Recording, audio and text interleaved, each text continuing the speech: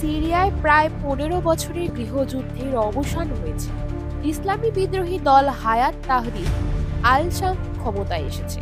গোষ্ঠীটির বিদ্রোহীরা সিরিয়ার রাজধানী দামেস্ক দখল করেছে এবং সেখানে তাদের পতাকা লাগিয়েছে। এইদিকে সিরিয়া থেকে ভীতিকর ভিডিও আসছে, যা সোশ্যাল মিডিয়ায় ভাইরাল হচ্ছে।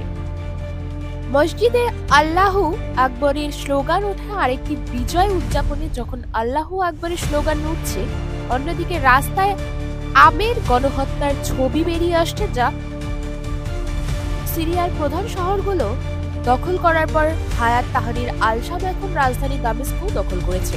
এখানে সেনাবাহিনীর পক্ষ থেকে ঘোষণা করা হয়েছে যে এখন প্রেসিডেন্ট বাশার আল আসাদের শাসনের অবসান হয়েছে।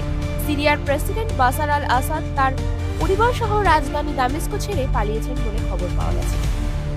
এমন পরিস্থিতিতে বিদ্রোহীরা বাশার আল আসাদের গোষ্ঠীর লোকজনকে তাদের ট্যাঙ্ক থেকে বের করে রাস্তায় হত্যা করছে।